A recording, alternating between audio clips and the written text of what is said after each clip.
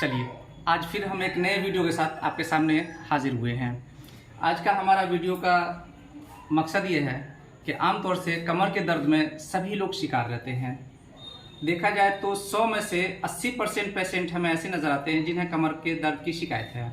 कमर का दर्द आमतौर से आम जबान में ये समझा जाए कि दो टाइप का होता है। एक एक्यूट फेस होता है जो 14 दिन 15 दिन के अंदर का ही होता है केस, या ये कह लीजिए कि जो एक महीने के अंदर का केस होता है, वो बहुत ही सीवियर होता है। बहुत तेज़ दर्द हो रहा होता है कमर में, चलना फिरना, उठना बैठना, बाथरूम में बैठना बड़ा मुश्किल हो जाता है।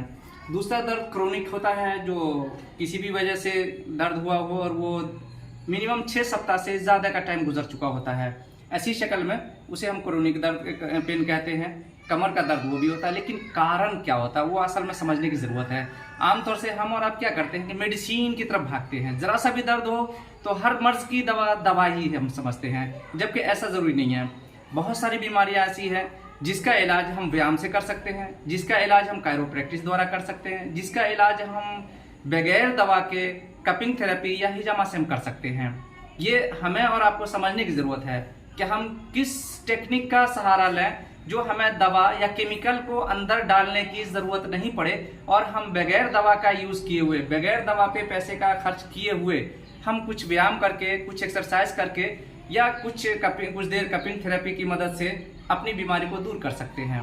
अब जैसे आज ही का हम एपिसोड में बताने जा रहे हैं कि कमर दर्द क्यों होता है। आमतौर से कमर दर्द का कारण या तो गिरना होता है, चोट लगना होता है, हैवी वेट वजन जब हम उठा रहे होते हैं तो दोनों पाँव को नीचे की तरफ बढ़ाना होता है। जैसे आप देखें, मेरे पाँव की तरफ देखें तो दोनों पाँव को नीचे की तरफ बढ़ा करके, और उसके बाद इस तरह से हम ये रख रहे हैं और इस तरह से उठाना होता है।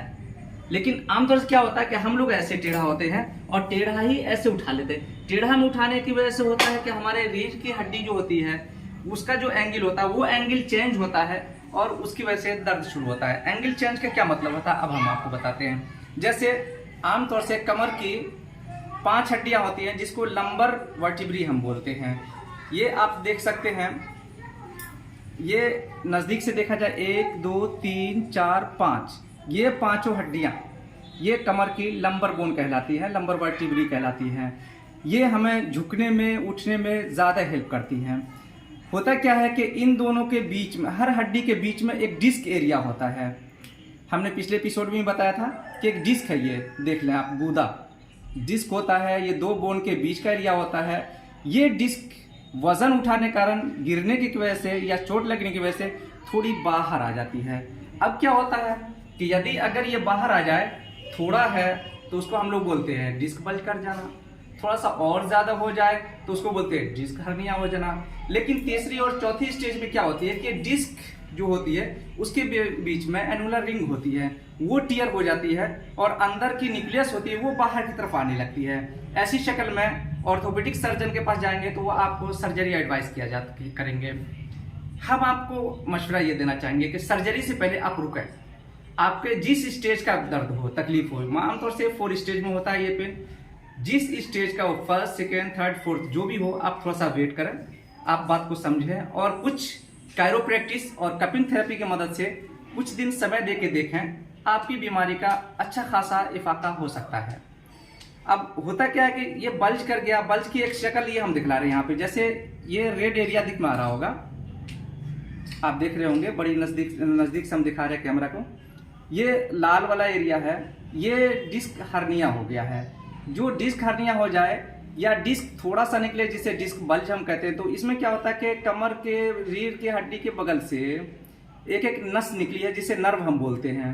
ये स्पाइनल कॉर्ड है, स्पाइनल कॉर्ड के बीच से एक एक नर्व निकली है जिसको स्पाइनल नर्व हम कहते हैं। ये नर्व कंप्रेस होने लगती हैं, दबने लगती हैं, जिसकी वजह से हमें दर्द का एहसास होता है। अब अगर यही नस है, हम इधर से भी देख सकते हैं, ये पीला रंग का नस है, देख सकते हैं येलो रंग का नस जो है, तो ये नर्व अगर दब रही है, जिसमें से अगर L4 L5 की नस दब रही है, या फिर ये हो जाता है सैक्रल एरिया, तो सैक्रम की अगर S1 S2 और S3 की नस दब रही है, तो ये दबने की वजह से चलने में नंगड़ापन होने लगता है, कमर में दर्द होने लगती है, 1 मिनट तक हम खड़े नहीं हो सकते हैं। इसको आम जबान में कहते हैं सियाटिका हो गया। एक्चुअली सियाटिका कोई मर्ज नहीं है, मर्ज की एक अलामत है।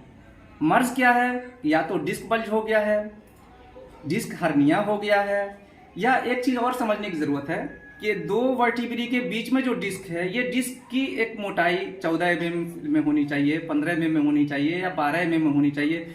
वो कम हो करके 9 mm, 7 mm, 6 mm में आ जाए तो ये थिन हो जाती है डिस्क। अगर ये डिस्क थिन हो गई है, इसकी मोटाई जितनी होनी चाहिए नॉर्मल, वो स्पेस कम हो गया है, तो वैसी शक्ल में थिन अगर डिस्क हो रहा है तो भी पेन होगा। अगर दो वर्टिब्री के बीच के स्पेस कम होने की वजह से बोन का नया फॉर्मेशन शुरू हो जाता है, जिसे हम डीजनरेशन बोलते हैं। लंबर वर्टिब्री का डीजनरेशन होना शुरू हो जाता है। ऐसी शक्ल में भी ये स्टिफ होने लगेगा, सख्त होने लगता है आपस में। अब इसको मूवमेंट खत्म होने लगता है, हरकत खत्म हो जाती है इसकी। इसको हम मोड़ना चाहेंगे तो इस तरह से मुड़ नहीं सकता है, ये आगे की स्टेज में होता है। या इसी तरह से होता है कि अगर ये नस ज़्यादा दब रही है तो इसका हम इलाज कायरोप्रैक्टिस द्वारा करते ही करते हैं। कुछ व्यायाम भी हम बताते हैं। कायरोप्रैक्टिस में हम क्या करते हैं, जैसे सीधी सी बात है, पेशेंट को ऐसे लेटाए और हम क्या करते हैं, ये वर्टिब्री को दोनों साइड से, ये थिनार मसल्स और हाइपोथिनार मसल्स हैं, इन दोनों की वजह से हम दोनों को प्रेस करते हैं और ये वर्टिब्री का अलाइनमेंट करते हैं। ये आगे पीछे नहीं हो, इसका पोजीशन एक नॉर्मल रहे, वो हम एक तरह से अलाइनमेंट करते हैं। दूसरा क्या करते हैं कि पेशेंट को लेटा दिया और गर्दन की तरफ से हम खींचते हैं और जान की तरफ से एक आदमी को पकड़ा देते, थाई पे हाथ रखवा देते हैं। ऐसी शक्ल में इसे स्टिचिंग जैसे करेंगे, जैसे खींचेंगे तो खींचने के कारण क्या होता है कि आप नज़दीक से देख सकते हैं, जब खींचते हैं तो ये बीच का स्पेस खुलता है, बढ़ता है। जैसे ही ये स्पेस बढ़ेगा तो आमतौर से इसमें सर्कुलेशन बढ़ता है, ये प्रेशर जो होता है नर्व पे जो पड़ रही होती है वो प्रेशर कम हो जाती है, उससे पेशेंट को रिलैक्स महसूस होने लगता है। तीसरा चीज़ क्या करते हैं हम लोग, तीसरा चीज़ क्या करते हैं कि हम कपिंग थेरेपी की मदद से कर लेते हैं। अब इसमें, अब जैसे कपिंग थेरेपी में हम, जैसे आप देखें ये कप है, आपको पिछली एपिसोड में भी हमने बताया था। ये हम क्या करते हैं कि ये कमर का एरिया है, तो चूंकि ये लंबर एरिया है, ये लंबर एरिया है, दर्द यहाँ पे हो रहा होता है, दर्द यहाँ पे हो रहा होता है, यहाँ पे हम इस तरह से कप लगाते हैं, इस तरह से देखो, ये कप लगा करके छोड़ देते हैं थोड़ी देर। इसमें से आमतौर से सैक्रल एरिया में लगाते हैं, या L4 L5 के दरमियान में लगाते हैं, या L2 L1 के दरमियान में लगाते हैं, और साइड में दो कप जो है साइड में लगाते हैं। इसका नंबर हम इस तरह से कह सकते हैं, या तो 14 नंबर पे, 16 नंबर पे, या 28 नंबर पे लगाते हैं। इधर 15 नंबर, 17 नंबर और 31 नंबर पे लगाते हैं कप। बीच में 18 नंबर और 11 नंबर पे कप लगाते हैं, जिसको समझा जा सकता है, देखा जा सकता है। यहाँ पे ये कप की मदद से हम सर्कुलेशन को थोड़ी देर के रोकते हैं, मसल्स स्टिफनेस जो होती है उसे हम कम करते हैं, और उसके बाद 10 मिनट के बाद जब हम कप हटा लेते हैं और पेशेंट से पूछते हैं तो काफ़ी रिलैक्स महसूस करता है। ये दो शक्ल हुई। तीसरी शक्ल होती है कि हम कुछ व्यायाम बताते हैं, जो यहाँ कुछ करवाते हैं और कुछ घर पे करवाते हैं। जैसे आप देख रहे हैं यहाँ पे कमर के दर्द में जो आसन हम बताते हैं, भुजासन, ये आप देख सकते हैं, इस तरह का एक्सरसाइज बताते हैं, जो पेशेंट को सीधा लेटना पड़ता है और कमर को सटाए रहते हैं, चेस्ट को ऊपर उठाना होता है। दूसरी शक्ल ये होती है कि हम उसे पेशेंट को लेटाते हैं और पहले एक पाँव को उठवाते हैं, फिर दोनों पाँव को उठवाते हैं, और आमतौर से 15 सेकंड तक हम रोकते हैं, होल्ड करवाते हैं, पाँव को उठाए रखते हैं। ये इस तरह का आसन करने से भी पेशेंट को काफ़ी रिलैक्स महसूस होता है। तीसरा हम एक और आसन करवाते हैं, जैसे ये देख लें, इस तरह का आसन करवाते हैं, इस तरह का आसन करवाते हैं, ये भी आप देख सकते हैं। और धीरे धीरे जैसे जैसे पेशेंट को नॉर्मल की तरफ होने लगता है तो फिर ये लास्ट में ये आसन करवाते हैं हम उससे, तो इससे पेशेंट काफ़ी फील महसूस करता है, काफ़ी आराम महसूस होने लगता है पेशेंट को। आज के एपिसोड में हमें उम्मीद है आपने कुछ नई चीज़ समझा होगा। हम इसी पे अपनी बात को ख़त्म करते हैं। अगले एपिसोड में फिर हम किसी और नए बीमारी के साथ, नए टेक्निक के साथ हाजिर होंगे। धन्यवाद।